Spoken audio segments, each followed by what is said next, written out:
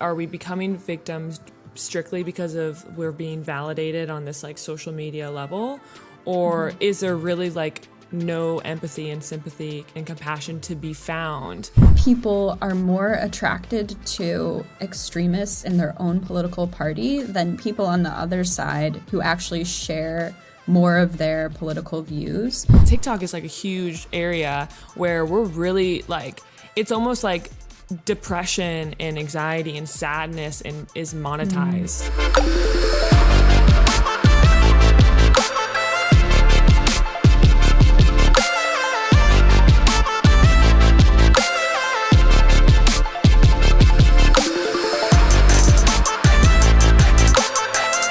Welcome, Cory. I'm so glad that you are here. Thank you for being here.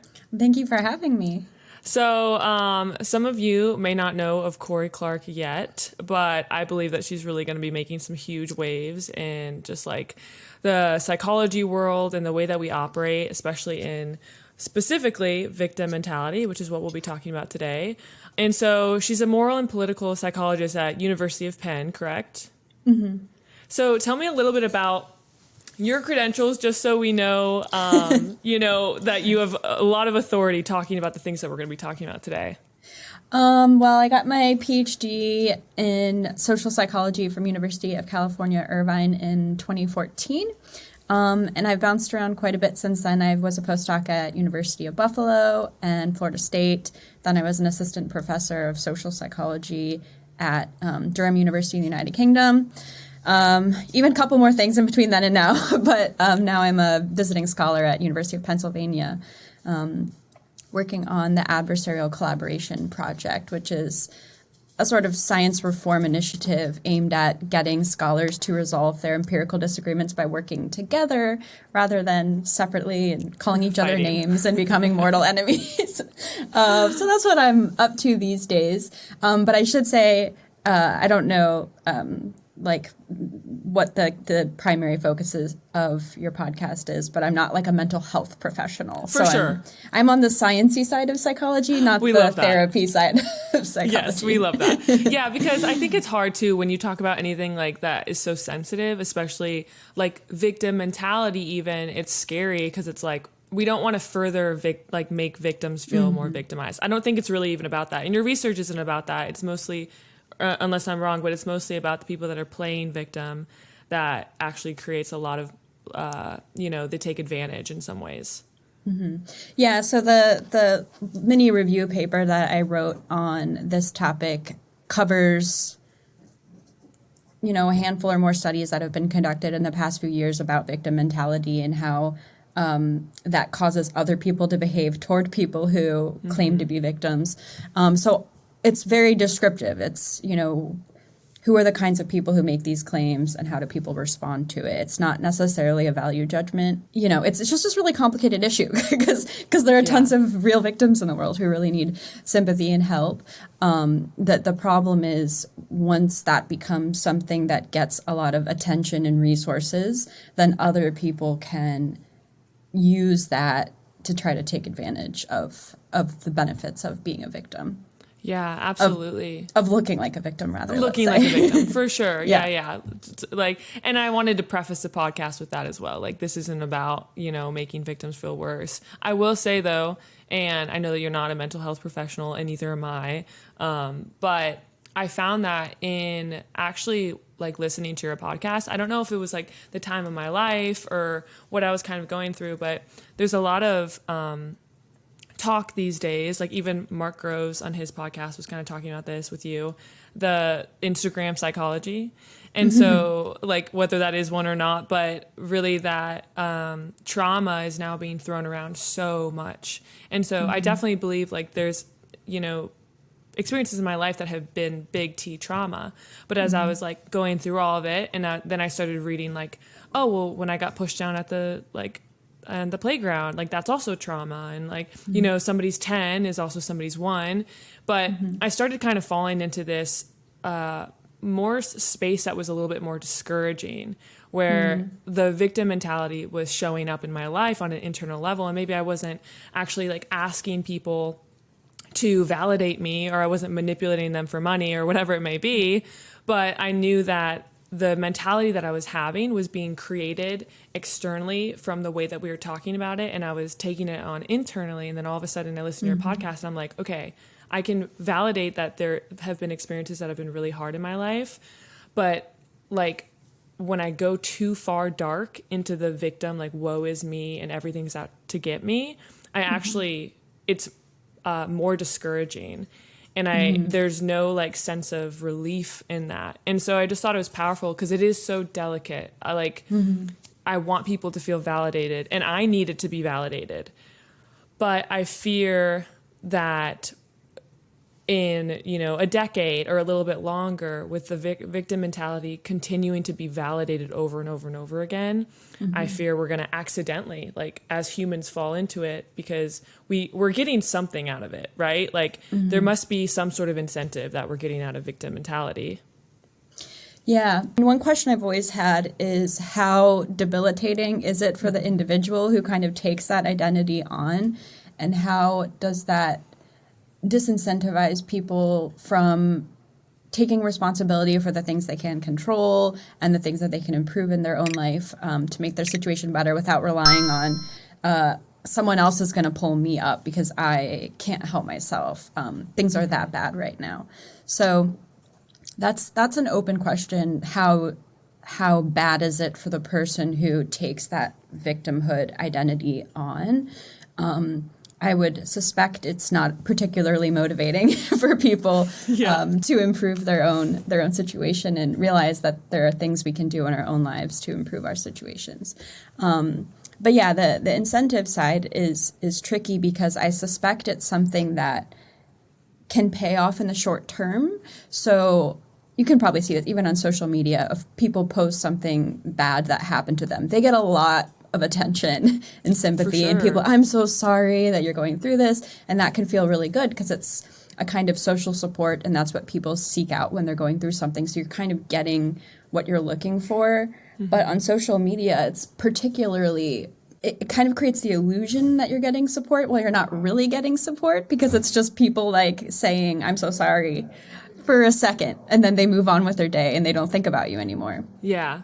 So it's giving people a reward for, you know, advertising whenever something bad happens to them. They get a reward for it, but it's kind of this it's just not like really helping the person, right? So it incentivizes people to complain about things online to other people, but it's not actually helping the person improve their current circumstances. So I'm guessing it's not a particularly functional life strategy. Way of but we just kind of fall into it. Even like and that's what I thought was so beautiful about your podcast with Mark is I literally was like, I'm constantly trying to humble myself, I think, or like it just happens and I'm like, okay, like where can I see that I'm being a victim? Where can I see that I'm doing this? And even I've posted things on TikTok and they've gotten lots of traction. Like, and I did it more like I like to share once I've kind of worked through it. Because then I think maybe it's valuable for somebody else. Maybe. I don't really know anymore. But I find that TikTok is like a huge area where we're really like, it's almost like depression and anxiety and sadness and is monetized. And I think that's kind of scary because it's like this two-edged thing where, okay, I'm going to be seen and validated and get these dopamine hits of likes and apologies and short-term things, as well as I can grow my following now and still be validated. And then it now, like, all of my pain is literally a part of my identity. And whether it's the victim mentality or not, it's like, you know, once you kind of hold on to those parts of yourself, it's really hard to kind of like derail and be like, wait, I'm not all the things that happened to me. I know Joe Dispenza's not like a real psychologist. Do you know who he is? No. Okay, so Joe, what's his last name? Dispenza. So okay. I love him. He's great. He talks more about like meditations and the quantum field, and identity is like a huge one. So essentially he's saying, he's a chiropractor too. So he did that, but, I don't know if that matters, but he's helping people. For sure. Yeah, we all are. And, so he talks a lot about how, often like we tell the same story to ourselves over and over and over again. And sometimes we retell something that's happened in our past so many times that it just continues to get worse and worse as we tell the story. As a psychologist, do you like believe that that's true and that maybe could be pertaining to all of it? There can be something bad about rumination, and that is something that is associated with victimhood. So people who have a tendency to perceive themselves as victims of other people, they tend to be pretty unforgiving and hold grudges, and they ruminate about all the bad things that have happened to them. And then that just can make it worse because it's almost like you're continuing to experience the same thing over and over again by reliving it. So that can be a bad thing. I mean, that said, I do think it's important to note that sort of everyone has this tendency. Like some people are more prone to portraying themselves as a victim than others are going to be more likely to do that. But I think everyone has the capacity to try to use that strategy to get so there's this video that I absolutely love that I think shows how natural this is. It's on YouTube, and it's this kid. He's probably like 2 or 3 or something, and his dad, or one of his parents, presumably, is filming this kid while this kid's having like a full-on breakdown, just like screaming, crying. And whenever the parent like moves out of the line of vision of the child stops crying, gets up, walks back into the line of the vision of the parent, and then just starts screaming and crying again. So it's just like very obvious that this child is doing something that's completely normal, which is trying to get attention and sympathy from their parent. But they're not. They're really okay, because as soon as the parent's not looking, they're totally fine, and they get up and go back and restart their tantrum again. So I think everyone can do this, but I think the reason there's this increased interest in victimhood recently is precisely because of the things that you're talking about. It's become a kind of way to get attention and clicks and likes and things on social media. So now that we have social media, and now that we get this really quick automatic feedback when we advertise all of our suffering and other things going wrong in our lives to other people, it's, I think, creating stronger incentives for that. And so people seem to be doing it more and more. And the reason that can be a sort of bad thing for society is that people tend to get competitive when it comes to victimhood status. So if somebody accuses another person or another group of victimizing them, that makes those other people or that other group want to claim that they're victims. And then it becomes this, cycle of who has suffered more and who has been more wronged. And people start to be unable to see their own contribution to the conflict and what they might have done to the other person, and they view themselves as 100% victim and 0% responsible for whatever the conflict is. So it kind of can spiral out of control and just escalate forever, and then the conflict becomes completely impossible to resolve. Yeah, no, and I think that's what I fear, is that it turns into this sort of cycle. And it's like, I wonder, like, my question is, I wonder what the byproduct is. Like, are we becoming victims strictly because of we're being validated on this, like, social media level? Or is there really, like, no empathy and sympathy and compassion to be found? Because I see so much stuff on the media, so much political jargon, all of these, like, this separation. But then, like, when I go to a grocery store or I'm at Starbucks or whatever, like, there's no angst and anger as much, really, like 1% maybe of what I see online. And so it's like, I feel like humans have forgot how, including myself, like, we've forgotten how to actually, like, go and connect. And that scares me for sure.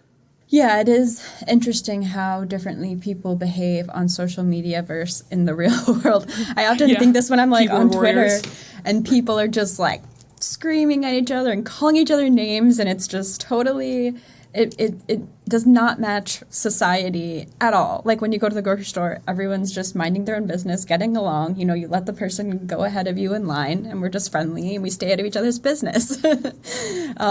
Yes. But social media has completely changed the way we interact. And then the concern is, would that ever spill over, or is it spilling over into the real world? And is it normalizing things like trying to signal your victimhood to other people out in the real world and actually extract tangible benefits from other people? Mm-hmm. Is it increasing people's willingness to call people's names and to engage in conflict with complete strangers? I don't know if we're seeing that yet, but it is a concern that social media is normalizing a certain set of behaviors that typically would not be welcome in polite society. No, not at all. And it's violent, I think, and it's scary. Yeah. And there are so many people that, like, there's a veil when you're behind your computer and you feel like you can say things. It's interesting. You can say things that are aggressive to other people, that are hurting other people. And then you can also say things that are like really, really personal that you wouldn't go and say to like a stranger that you see in the coffee shop. So it's like, there's like this internal dialogue that we feel more safe to say when we're not like truly being seen, but not truly being seen is keeping us from creating like real compassion and sympathy with other people, which is actually just keeping us stuck in this like unwavering cycle of like victim and pain. I was thinking about like why this is the case, and I'm guessing it's because with social media, everyone's kind of competing for attention all the time. Yes. Like everyone's trying to be like, look at my thing, and not everyone can get all the likes and clicks and retweets and whatever, because people have a limited amount of attention that they can give. So social media is very competitive, whereas at Starbucks, we're not competing with the other people. I mean, sure, we want to get our coffee a little faster, but it's not like, I need everyone to be paying attention to me right now. It's like, no, you're just trying to get your coffee and go about your day. And so probably the competitive context of social media where everyone is competing for everyone else's attention means people have to find creative strategies for doing this. And some people, what they do is they make really interesting art, or they go visit cool places, or they have perfected a skill like drumming or dancing or something that other people will admire. But other people can go on there and just, spill their guts about, whatever bad things are happening to them. And then it turns out that that's a strategy that's pretty effective too. And it's a pretty low-cost strategy because you don't have to spend 15 years becoming a really talented dancer. You can just tell your story. So it's a pretty low-cost way to get that little hit of attention that people want. So I suspect that's why you get that on social media and not in the real world.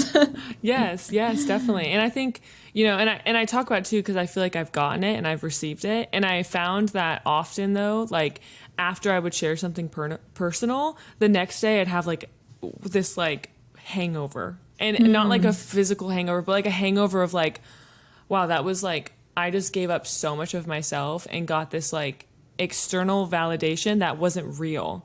And it actually created more like energy drain than an energy fill up. Because it's like, what am I really giving? Like, I'm just a moment for other people too. Like, I'm just like, oh, they watch a 1 minute video and they cry and it feels great. And then they're like, oh, next video. Yeah. So it's like, we're there's someone else doing that. Yeah. Yeah. We're giving up so much. And I think there's danger in that. And that's where, and then I go into like a victim mentality where I'm like, well, I've gone through all these things. And like, if I can't help anybody with it through social media, then what is it worth? Like it's a cycle.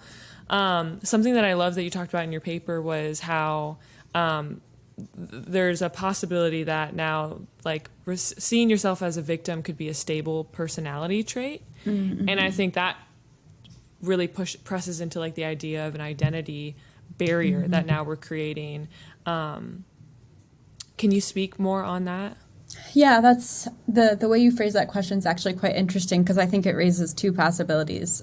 One is that when people start to portray themselves as victims to others and then they get that positive feedback, it reinforces that behavior and they continue to do that more and more. Another is that some people are just more likely, so I guess I'll just briefly describe a couple of these studies that have looked at this. They look at people who tend to signal their victimhood to others, so people who more often in their life they tell other people how they've suffered, how other people have mistreated them, all the things that are harming them. And some people do this more than others. Some people kind of put on a brave face and never talk about their problems, and they just, keep trucking through life and try to, I guess the phrase is like pull yourself up by your bootstraps or whatever. Yeah. Some people are more like that. Other people are more likely to talk to other people, share all their struggles with other people throughout their lifetime. People who do that more often have a variety of other personality traits. So they're higher in, and I should say this is on a continuum. So as I said, everyone has a tendency to do this to some degree. Some people do it more than others. People who do it more than others, this is associated with dark triads. So this is narcissism, psychopathy, and Machiavellianism. And they're all, in my view, quite similar. But it's essentially being fairly self-centered, lacking empathy for other people struggling, and really caring more about your own struggling, and being willing to manipulate other people for your own personal benefit. So people who signal their victimhood are higher in these tendencies. They're also more likely to cheat in a task to get extra money. They're more likely to lie about a colleague to get ahead. They're more likely to hold grudges and ruminate and feel entitled to behave badly, and generally have more negative attitudes toward other people. So, and then some research suggests that this is potentially a stable personality trait, that the people who signal their victimhood will continue to do that in other contexts. They're more likely to take offense from an ambiguous slight. Sometimes it's hard to know what a person's intention is, and people who are higher in this victim signaling are more likely to assume the worst about other people. And so the reason I thought it was interesting how you phrased the question, because is it that some people are just born more likely to do this kind of thing? Or is it that some people, for whatever reason, have tested out the strategy and then they get that positive feedback, and so they continue to use that strategy? Now, I think there's something potentially a little bit self-destructive about that, because I'm currently talking to some colleagues about running a study on whether repeat offenders are more likely to suffer long-term reputational consequences. So even though when we see someone struggling or suffering, we have this desire to help them, whether that's comforting them or giving them some kind of financial resource to help them, I'm guessing people have there's only so much they're willing to do, right? And at some point, they want that person to start to take care of themselves and start to, stop relying on other people. And so I suspect if you do this victim signaling thing one time or to someone new, it's pretty effective. But I think if you keep doing it throughout your lifetime, probably you start to burn some bridges and you start to be viewed as a kind of manipulative and selfish person. Maybe I'll have a paper on that published at some point in the near future. And we can see, how far can you go with it?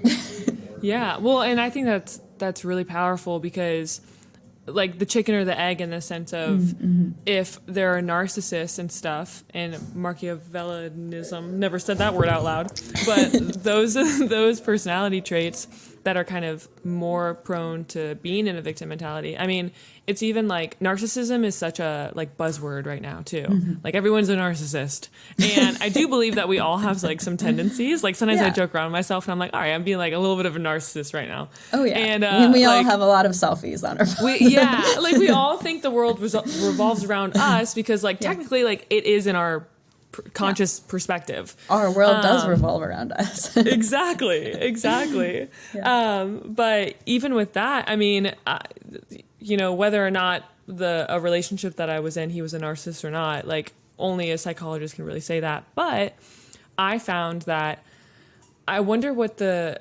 desire is to serve the person that is acting or playing out as a victim, because I think the upside, like the beauty and kind of all of this, is that when we look at the other side of the pendulum, like there are people that are genuinely interested in serving and being there for people and like helping others, and we never want to take that for granted. I think it's why it's important to talk about it.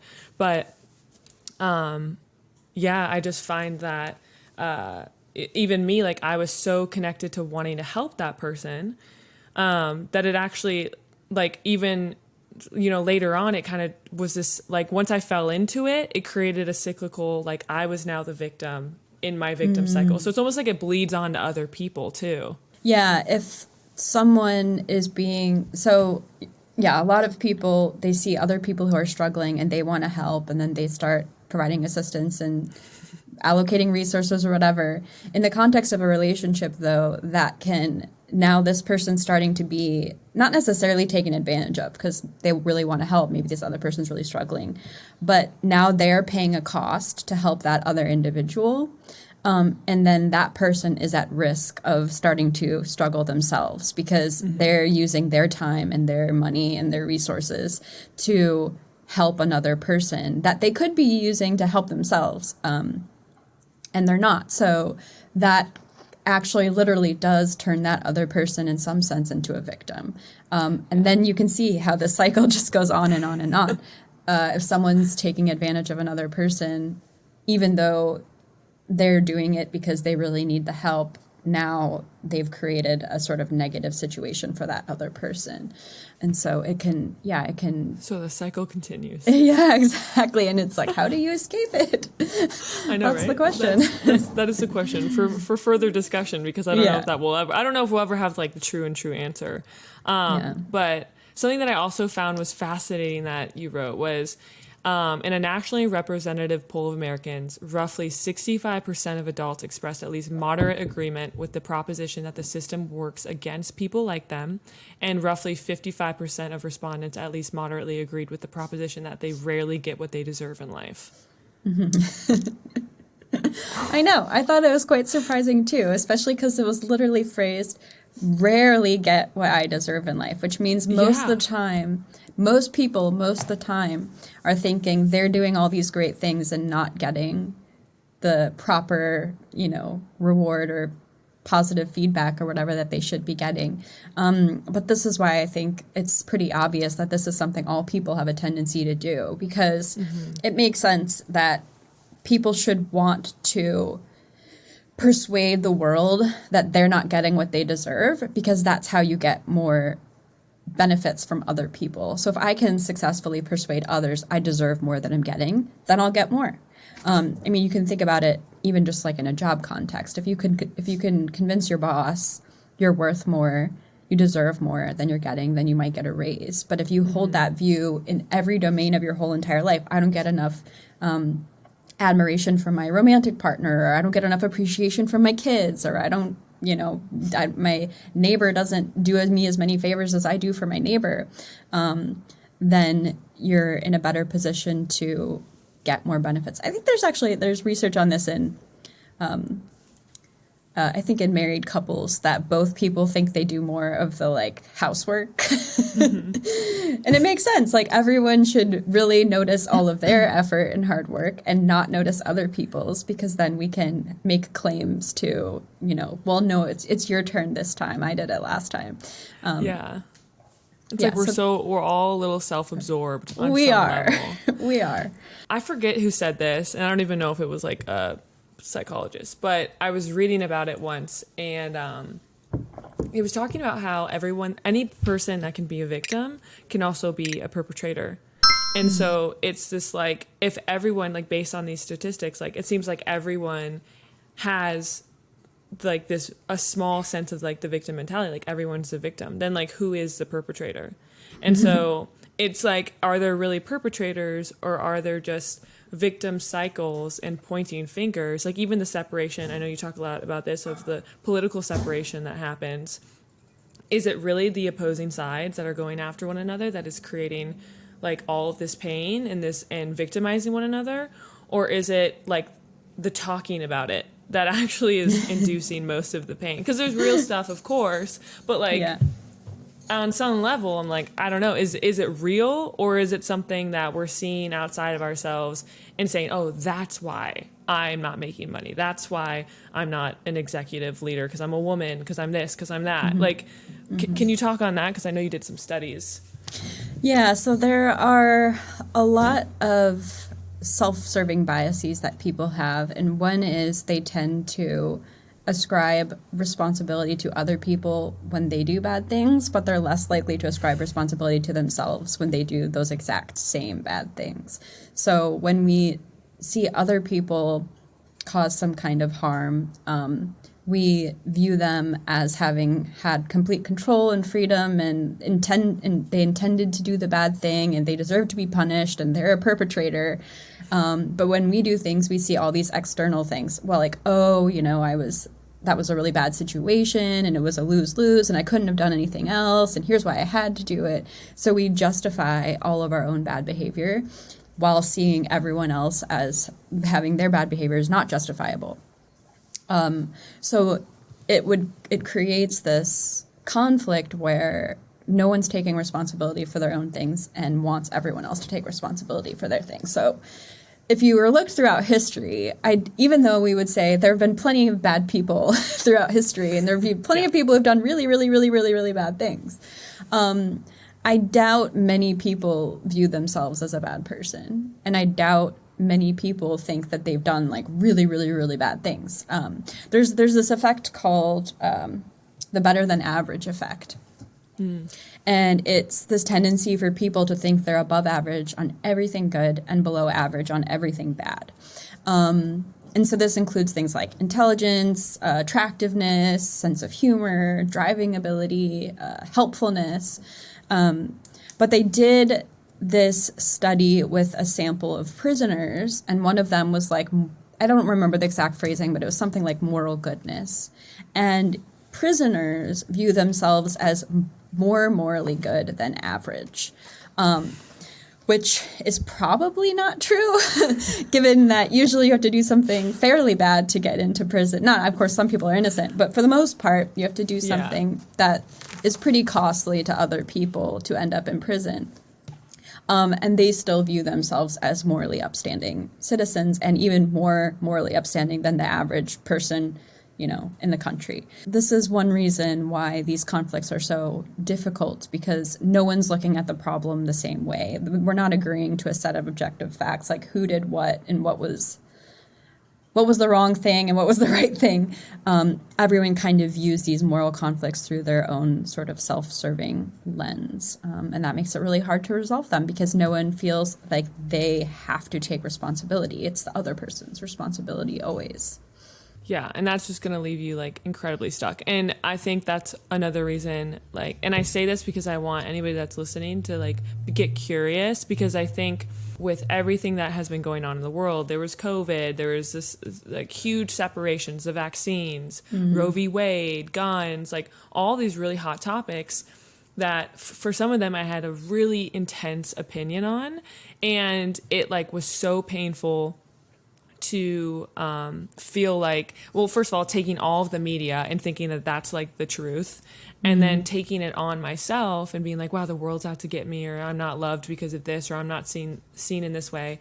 And then I just was like, wow, I'm like really offended, and for no reason. Because at the end of the day, like when I go to a Starbucks or a grocery store, if I talk to a stranger and I share my story and they share theirs, and it's on an actual face-to-face deep level, we're going to understand one another, and there's not going to be this huge separation, even if there's disagreements.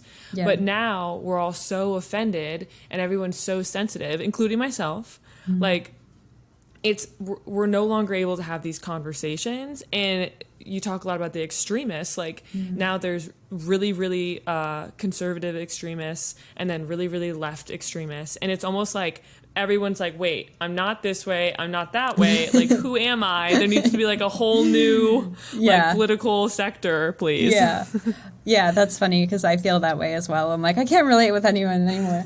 I know. But it is true. So you have a lot of things going on there. So like one thing with the extremists, like these are the people that we see, you know, on social media, on Twitter, because people amplify the messages of extremists because they're extreme. And so we find them like fascinating. And also it's a really good opportunity to like slam the other side. So if I can find like the most outrageous claim coming from a far left person, and then I can mock all liberals because of that. Or a really outrageous claim from someone on the far right, and then I can use that to mock all conservatives. So people are amplifying the extremists, and then it creates the impression that this is what all people are like. Like, oh, everyone on the left must be that crazy, or everyone on the right must be that morally corrupt, which is just not true. Like, most people are like fairly normal, like they're average because that's what an average is. It's just, this is what people are like. And most people are like, you know, they're doing their best and they're taking care of their family and, you know, looking out for themselves, but everyone's doing that. And yeah, if you were to just talk to a person at a grocery store, you would see that. I think actually there are these studies having people predict the percentage of people on the left and right who have these various characteristics, like the percentage of people on the left who are LGBTQ, or the percentage of the people on the right who like make more than $200,000 a year. And across these like sort of stereotypes of political parties, people tend to highly exaggerate these characteristics of their outgroups, and they view them as far more homogenous than they really are. And media consumption was associated with more inaccuracy. So the more you're paying attention, the worse your perceptions are, because you're exposed to this non-random subset of people and information. You're exposed to the extreme, unusual, atypical content. And so we make all these assumptions about our political opponents that really just would not be true if your neighbor had a different political party affiliation than you did. Like, you would agree on a lot of things. So yeah, it kind of creates a more hostile environment than is really necessary. Yeah, I find it that fascinating. Tony Robbins, once he said, he was like, we all want the same things. Like, at the end of the day, we all want the same things. And that's for our children essentially to be safe. Like, at the very, very root, we want to be safe. But I think based off of the extremist political views, like, we say, it's weird because like me and like John Doe, we're both enraged and we're empowered and we're like, we both have the same, we both want to keep our children safe, but we both are getting different viewpoints, and therefore we believe that in order to get down to this one solution, we have to go in completely different opposite ways. And that's the thing, is like, if we all sat across the table from one another, I do believe we'd be like, oh wait, like, we want the same thing. Like, even when we talk about like abortion, like the conservative is like, hey, like, no, we don't want this to happen. And we forget, like, I do believe the liberals, they don't want it to happen. Like, I think we can all be on the same page that we don't want anybody to have to go through that. We don't want anybody to have to experience that. So like, at the end of the day, we all really want the same thing. But it's like, how can we meet together and say, okay, this is what we can actually do to create this from not happening as much, because we want to save this pain. We don't want people to have to go through this. But instead, it's such an emotionally charged conversation, and there's so much offense, there's so much sensitivity, and it's actually creating more disruption, I think, because now not being able to talk about it is there's no solution found in that. Now it's getting sent out to, you know, other people that are able to talk about it that have no experience in it either. And so it's just, there's so much to it. It's like we're all avoiding this conversation by like screaming to each other online when we should just like be like, hey, like, can we talk about this? Yeah, there's a lot of mischaracterization. That's a good example of situation where you could see in the media a lot of these outlets were trying to portray the average conservative view is like never abortion in no circumstances, off the table, and the average progressive view is all the way up until birth. Everyone should be able to get as many abortions as they want. Have the abortion when you're having the baby. Yeah, exactly.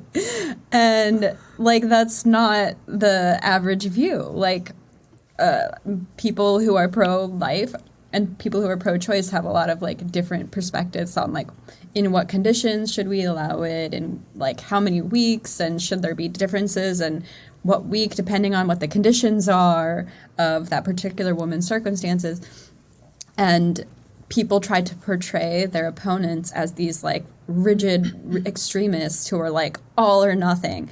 And that's just not the way most people feel about it. And so it turns the conversation into a much more hostile one where everyone's being mischaracterized and feeling mischaracterized and being accused of being unreasonable, when I think people would find that they agree a lot more than they really do. And this is typical of a lot of different debates. So there are these studies looking at, it's called acrophilia, which is attraction to the extremes. And it's these sort of, in my view, depressing studies where they find that people are more attracted to extremists in their own political party than people on the other side who actually share more of their political views. So if someone is like party line 100% agrees with everything on your side, you like that person more than if it's kind of ambiguous what their political party is, but you actually agree a lot on different policy issues. And so people have this tendency to gravitate toward the extremists within their own party at the expense of connecting with people on the other side who actually share a lot more in common with them. Wow. And I just desperately want to find a way to make it so people are like, no, this is cool to be a sort of like mixed bag, moderate person who, isn't extreme on every single issue and is willing to have conversations and negotiate and compromise. So yeah, that's my goal, is to one day make those people the cool people rather than the really intense people who yell at everyone on Twitter. Well, I believe that you will. That even reminds me, like, I wonder why that is too, because even like Candace Owens, like she's very like certain, she's strong, like she presents herself in a certain way. And there are some things she says that I like totally agree with, and I'm like, absolutely. And then there are some things that I've sat and I've agreed with her on, and then I've gone back and I've been like, wait, I actually don't agree with her on that, but it was like the way she presented it and the certainty she had that made me just think, oh, like that has to be the truth. Like she's saying it in such a like decisive, articulate way. And so I wonder if that plays into it too, like the person who has the most certainty kind of wins. Yeah, there's certainty, and then there's also this commitment to the group identity. So like people know what they're getting when there's someone, this person's like a hardcore Republican or a hardcore Democrat. You know what you're getting on every single issue, how they think. You know that they're going to be on your side on any issue that kind of fits within that sort of framework. So they're signaling that they're very loyal to this this like ideology or identity, and people find that attractive because it makes them predictable and it makes them like good, loyal team members. Whereas someone who doesn't fit that, they're kind of unpredictable and you don't know. And like you were afraid, well, I might say the wrong thing. And like, I assume they're on board with this issue, but maybe they're not, because they're not the cookie cutter model of this ideology. So I think those are the two big parts of it, is that they are really certain. And so that's compelling to people because they're like, why would they have so much confidence if they weren't right? And then also they are really predictable and therefore reliable and sort of like trustworthy in a sense. And people are attracted to that. Yeah, that checks out. That feels like that makes sense to me. Learning about like your confirmation bias and all the biases that we kind of have. Like sometimes I think why I've been questioning myself so much, questioning what I believe, questioning the media, questioning all of it, is I've come to this realization like, okay, am I operating like strictly through my biases? Is who I am today and how I'm speaking to you, is all of that kind of accustomed from every single experience I ever went through? Is that really how? Because so when I take in new information or I hear something, I'm really operating out of this like lens of me, myself, and I versus anything else. This is another reason we get the polarization is people have a tendency to seek out information that confirms their desired beliefs, and then they're really credulous toward that kind of information. And then they're excessively critical and skeptical of information that challenges their beliefs. And so two people can sort of create completely different informational worlds, and even though they feel as though they're trying to discover the truth and get the best information, they can come to believe completely contradictory things. And it's something all people are vulnerable to. And the one thing that's kind of funny about this is that it doesn't seem that making people aware of these biases does anything because they see it in everyone else, like everything, right? They see it in everyone else and not themselves. They see their political opponents are obviously biased. They're obviously not evaluating information in a fair, even-handed way. But everything I do is perfect. I know the truth. I'm the one who has accepted the good information. So, a lot of people are aware of these kinds of confirmation biases now, but I don't think it's helped the issue at all because no one can see that tendency in themselves. And I've tried to think of ways to do this for my own self. And the one indicator I can tell is if I read something and I start to have a physiological reaction to it, maybe I get a little warm or my heart starts beating faster. I'm like, oh, okay, I'm not just evaluating this information in a cool, dispassionate way. I hate this, and I'm not going to be able to be reasonable in this situation. And so you got to take a step back, calm down, and be like, okay, and then try to deal with it. Because that just shows you you're not being level-headed. If you're literally having an emotional reaction to a piece of information, you're not going to be able to read it and really give it real consideration that it could possibly be correct. Yeah. Well, and I hope that everybody that is a psychologist does that, but what would be your take on academia in the sense of do you feel like a lot of the things that could be posted or the research that is done is on an emotional level, and are there biases that are kind of in that sort of research? Mm-hmm. Yeah, that's a good question. It's something that I've been trying to help my colleagues with, really academia more broadly. There's a lot of disagreement on the extent to which there are biases in the published literature. Some scholars say, no, we have peer review, and that helps protect us from publishing things that are low quality, that might not be true, even though they feel good, or not publishing things that are high quality, but they don't feel good. I am fairly confident that scientists are humans and humans want certain things and they don't want other things. And it would be shocking if scientists were somehow able to overcome all of those biases. So I think it would be highly unlikely that there wouldn't be certain kinds of systematic biases in science. Some of it could be political because academics tend to lean left. So all of the research should be slightly skewed to that direction. But they also can be personal because scientists are humans and there's certain things that humans want to be true. I think this is why you get a lot of what seems to me to be pretty low quality, self-help science, tips on how to be a better parent or how to improve your marriage or how to be motivated or how to be skinny or how to be happy, all of these things. I think that a lot of that literature is overblown, and a lot of those kinds of interventions, the effect sizes are small to non-existent. And I think it's because everybody wants all of that stuff. Like, we want the tips.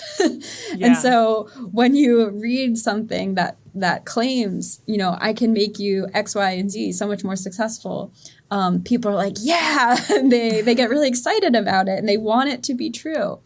And so I suspect that's a category, not ideological biases, but those are just human biases. Those are just things that people want to believe.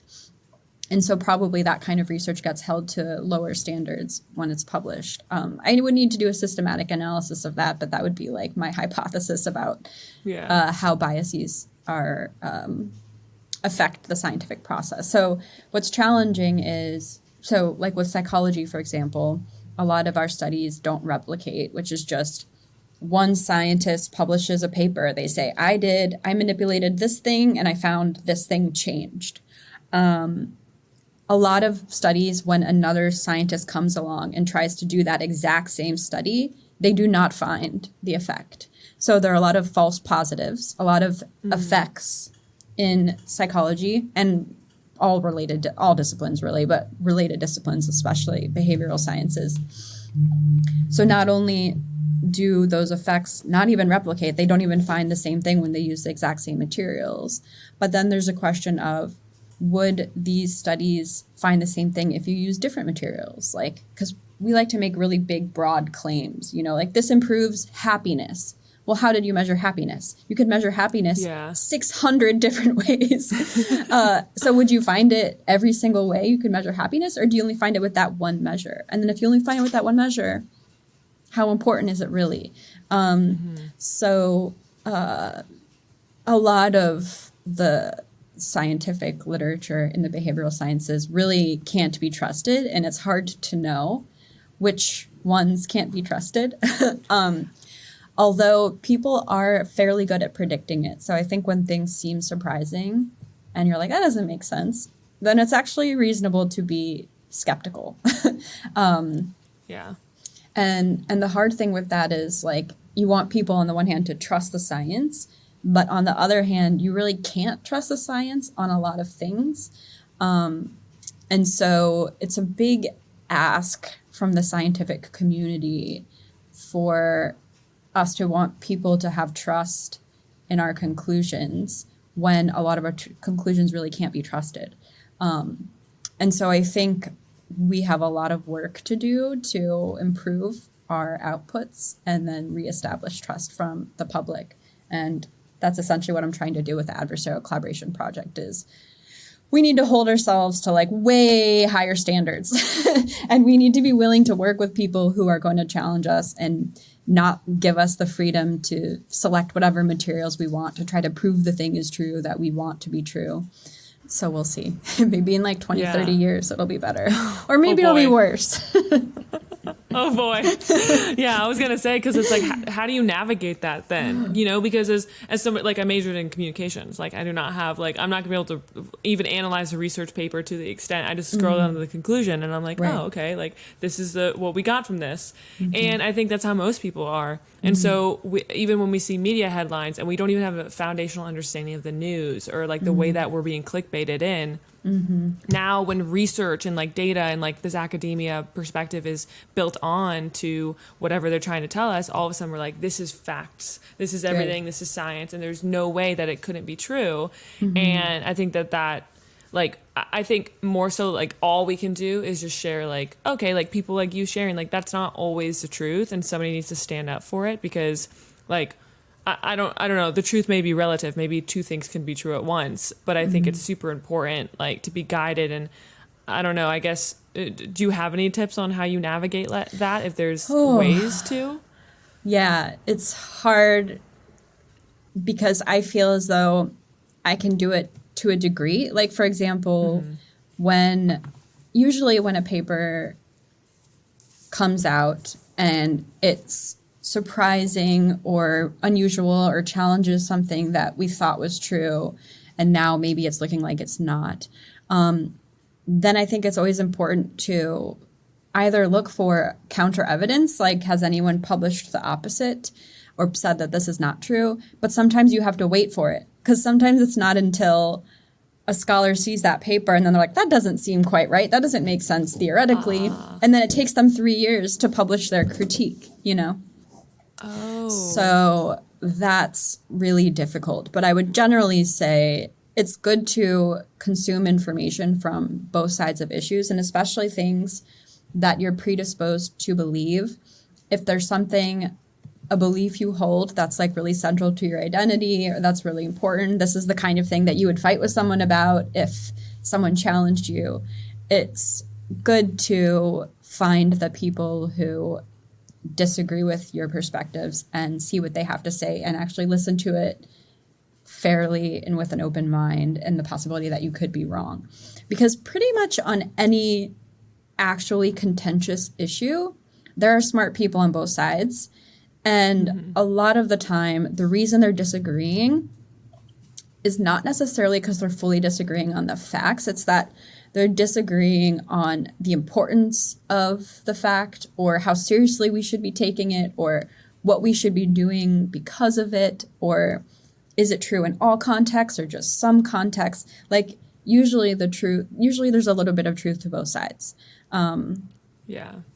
And it can be hard for someone who hasn't received like training in digesting science, it would be really hard to navigate all of that. But I think like the best thing you can do is when you're aware that there are two sides on an issue, to actually, if you're going to do anything about it, right? If you're going to make a life decision based on this information, then, you want to appreciate both sides of the issue.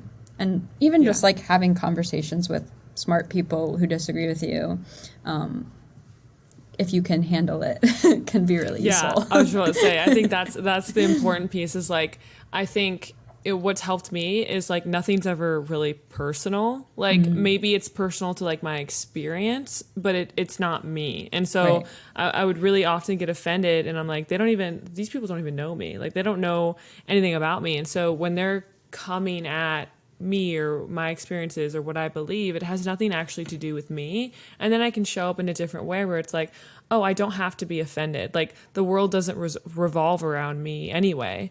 And so if I can show up kind of like emotionally, like away from my emotions, I can show up in a different way. And then if it is too emotional, leave it to the people that can actually talk about it with no emotions. Right. I was reading something by Jordan Peterson, and he was talking about how like victim mentality is essentially, it's a prison.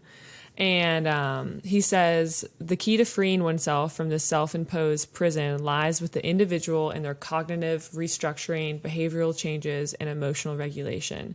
It is not about denying past or present horrific deeds, nor is it about positive thinking or being happy, both highly contested notions.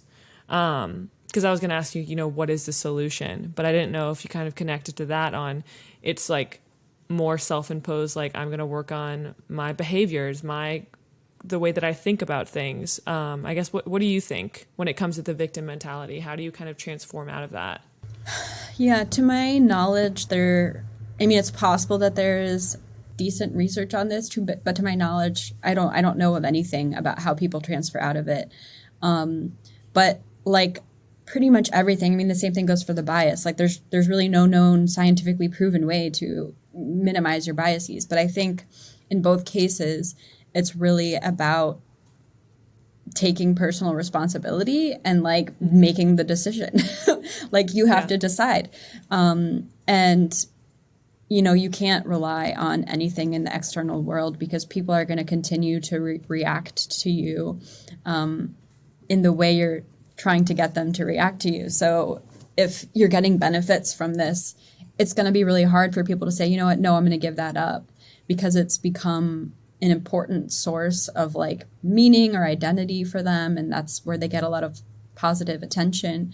And so there really aren't incentives there for people to want to get out of it. But I do think, given that it can make it really difficult for relationships to improve when one person is claiming to be a victim of the other all the time. It's hard for people to get out of that. And if you can be the one who's like, will swallow your pride and be like, okay, you know, I was partly responsible in this situation as well. And then try to mend the relationship that way. I think that's really the only way it can work. It has to be that people are willing to take responsibility for whatever circumstances they're in. Now, of course, some people really, really, really aren't responsible. Like getting cancer. A lot of the time that's just genetic, and it sucks and it's unfortunate. But a lot of the time when people suffer misfortunes, it does result from decisions they made or things that they did themselves. And taking some responsibility for that, I think, can actually make people feel more capable of improving things if they know, well, this is what got me here and this is how I can get out of it. I think that would be really helpful to people. Yeah, no, definitely. I think radical acceptance and responsibility is like as much responsibility as you can take is kind of the way that I look at it.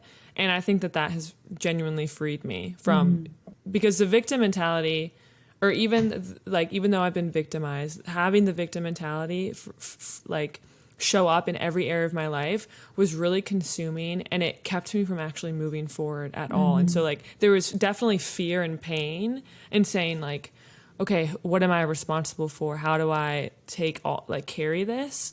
But at the same time, once I moved through it, I was like, oh, okay, now I'm more free, and I am actually, I'm in control. I'm more in control than I think I am of my life. And so yeah, I just think that that's really important. But yeah, I think it can give you a sense of control. And then also, even in a situation where you really aren't responsible for whatever happened, if you can like forgive other people, it can help you move on. And not carrying a grudge can be quite freeing too. Because like people are going to wrong you in your life. It's going to happen. And you can become obsessed with them and like direct all your energy toward hating them and trying to sabotage them in return. Or I think there's this line, so it's in Seinfeld, but it's actually from a philosopher, and I forget who the philosopher is. I should Google that, but I really like it. And it's the best revenge is living well. And it's like, you know, rather than trying to undermine other people and putting your energy into taking other people down, take that energy to improving yourself. And then that person will be better off because you're not trying to undermine them. But importantly, you'll be much better off because you're using your energy to improve your own life rather than take someone else down. Yeah, amen. Can we do a study on forgiveness? I don't know how we'd even like... There are studies on forgiveness, but they're hard because I think a lot of them are correlational. So you do see that people who are more forgiving are like much psychologically healthier. But it's like, is it that psychologically healthy people forgive? Or is it that forgiveness? I mean, it could be both. Bidirectional. Yeah, maybe just try it out. Yeah, we recommend trying out forgiveness then let us know. This has been so amazing. Thank you so much. Thanks for having me. This was fun. Yeah, of course. Where can people find you? I'm on Twitter. My handle's I'm Hardcory. That's I am. Love it. Hardcore. Okay, you got it. Good. Because a lot of people are like, I'm hardcore. Like, no. Okay. I'm hardcore. Yeah. I have a website, CoryJClark.com too. And I have some of my papers on there. So if you're interested in getting into the research on it, then. Awesome. Yeah. And then you have a podcast, right? I do. Although, like, it's very casual in that I often forget to do one for months. Okay. But do you have two twins? Like, are there two twins that are talking on it? There are twins. Okay. Yeah. I was like, these guys sound exactly the same. I like imagine them like talking like to each other. I don't know. It's so funny. I started the podcast with Bo Weingard, and it was called Psychologist then. And then got really busy, and so I stepped back, and his twin brother stepped in, Ben Weingard. And then they stopped doing it, and then I stepped back in, and now we're calling it AntiSocial Psychologists. Love it. Love it. But one day we should do an episode with all three of us, because, it's hilarious, because they both have very weird voices, and they sound exactly the same. I know. I was like a little confused. I was like, what? Am I like going insane here? Someone says it's amazing. They sound There's like some good info. Shaggy from Scooby-Doo, but like as a stoner. Yes. Oh no, that's so true. Poor guys. Yeah. It distinguishes them. Yes. Totally. Thank you so much. Yeah, thank you. It was nice meeting you and chatting. You too. I'm going to stop it. Okay.